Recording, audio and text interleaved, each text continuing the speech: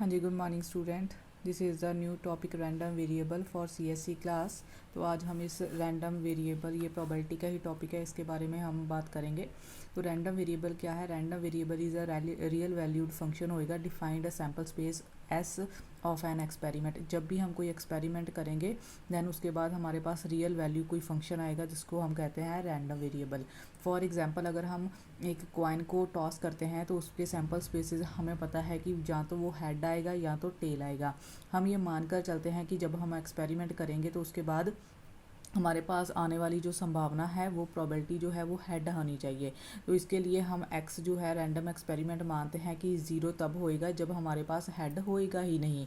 ठीक है, तो वहाँ पे सैम्पल स्पेस हमारा टी होएगा और एक्स जो रैंडम वेरिएबल होएगा वो क्या है? ज़ीरो, क्योंकि बिकॉज हमारे पास यहाँ पे हेड चाहिए। या तो एक बार हेड आएगा या दूसरी बार टेल आएगा, या एक बार टेल दूसरी बार हेड आ जाएगा।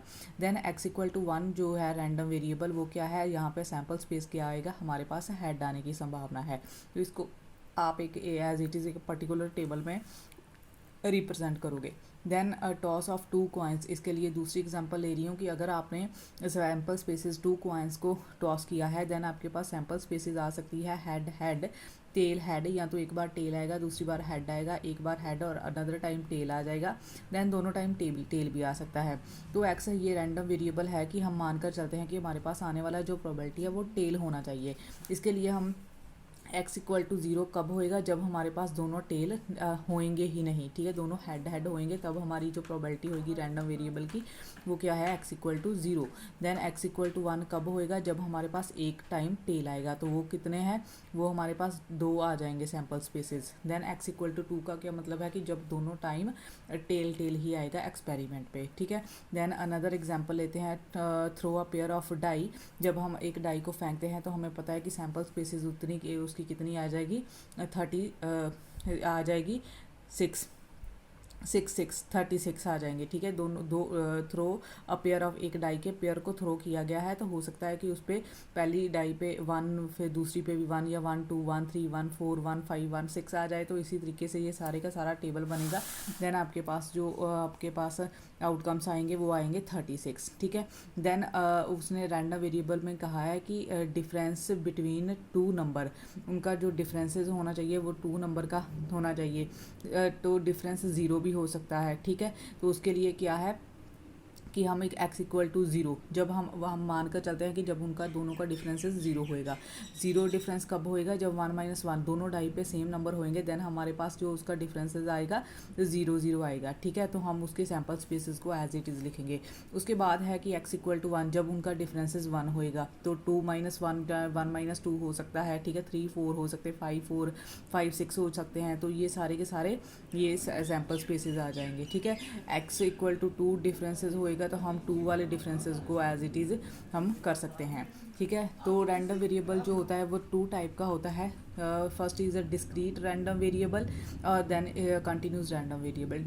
डिस्क्रीट रैंडम वेरिएबल वो वेरिएबल होता है जहाँ पे हम जो भी हैं प्रोबेबिलिटी की जो भी सैम्पल स्पेस है उसको हम काउंट कर सकते हैं। A random variable X is set to be a discrete if it is countable. ठीक है, ये सारे के सारे जो भी आएगी प्रोबेबिलिटी के बाद हमारे जो भी रैंडम वेरिएबल आएंगे उसको हम काउंट कर सकते हैं, दैट इज़ काउंटेबल। तो यहाँ पे एग्जांपल ले रही हूँ कि 2 कॉइन्स को टॉस्ट किया गया है, देन सैम्पल स्पेसेस हमारे पास ये आगे हैं। देन एक्स जो है वो हेड आना चाहिए, तो हेड एक ही बार आएगा। तो ये एक्स इक्वल टू ज़ीरो का क्या मतलब है? जहाँ पे हेड नहीं आएगा। ठीक है, तो वो एक ही चीज़ है। तो P X equal to zero, probability of X equal to zero क्या आ जाएगी? वो एक ही बार आई है, टी। ठीक है, मतलब दोनों बार टी एक ही बार आया है। ठीक है, देन हमारे पास प्रोबेबिलिटी उसकी रैंडम वेरिएबल की प्रोबेबिलिटी कितनी आ जाएगी? 1/4। देन अगर एक्स इक्वल टू 1 का क्या मतलब है? कि P of X equal to 1, probability of X equal to 1 की एक बार हमारे पास हेड आना चाहिए। तो वो हमारे पास कितने बार आया? 2 बार। तो 2/4 होगी उसकी प्रोबेबिलिटी, वो इक्वल टू कैंसिल होकर 1/2 आ गया। देन इसी तरीके से ही एक्स इक्वल टू 2 आ गया and P X equal to 2। इस यहाँ पे क्या है कि दोनों टाइम हेड आना चाहिए, तो वो एक ही बार आएगा। देन हम उसको 1/4 को 1/4 उसकी प्रोबेबिलिटी लिखेंगे। देन हमने अब क्या करना है? समीशन पी ऑफ एक्स यहाँ पे हम करेंगे, यहाँ हम इसको कह देते हैं समीशन पी ऑफ आई भी कह सकते हैं, ठीक है। एक्स कहना है तो आप एक्स भी लिख सकते हो।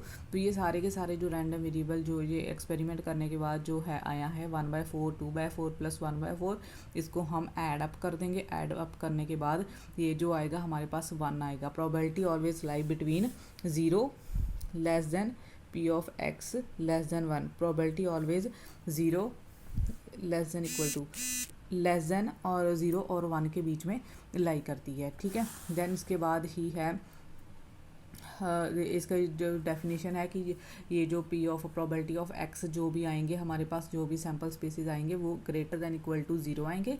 देन जब हम उसका समीशन पी ऑफ एक्स आई करेंगे, ठीक है, प्रोबेबिलिटी के जब जो भी सैम्पल स्पेसिस आएंगे उनका सम अप करेंगे तो वो हमारे पास 1 ही आएगा, ठीक है। तो ये this is your PMF probability mass function, ठीक है। देन उसके बाद है प्रोबेबिलिटी मास फंक्शन, ये उसकी डेफिनेशन लिखी हुई है। A probability mass function P of X is said to be a PMF, इसको PMF से भी डिनोट किया जा सकता है।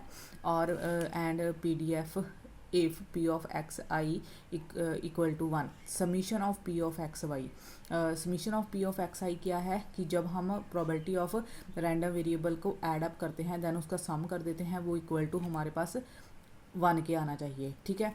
देन उसके बाद है mean of discrete random variable, उसको हम ये म्यू आई से डिनोट कर देते हैं, ठीक है। म्यू आई का मतलब होता है कि ई ऑफ एक्स, ठीक है, एक्सपेरिमेंट ऑफ एक्स या इवेंट ऑफ एक्स भी कह सकते हैं। तो इसके जो फार्मूला है वो है summation x I dot P I, ठीक है। तो यहाँ पे एक्स आई और पी आई जो भी प्रोबेबिलिटी ऑफ एक्स आई होगा उसको एक्स आई से मल्टीप्लाई करके आप आंसर निकालोगे, ये आपके पास मीन आ जाएगा। देन उसके पास हम अगर वेरिएंस निकालते हैं तो वेरिएंस का फॉर्मूला है, उसको वी से डिनोट किया जाता है।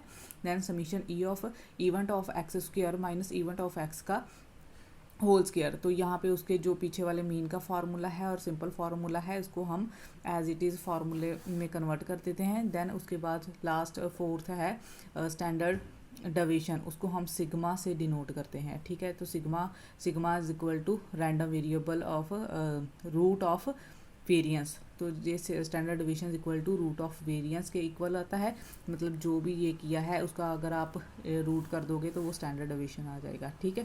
तो ये यहाँ तक है आपका। देन अगर आपके पास मोमेंट अबाउट ओरिजिन के निकालना है तो आपने mu R dash mu 1 dash, ठीक है, mu 2 dash up to so on ये निकाल सकते हैं, ठीक है। तो ये मीन को लेकर ही आपके फॉर्मूले ठीक है यूज़ होंगे। ओके बच्चे, थैंक यू।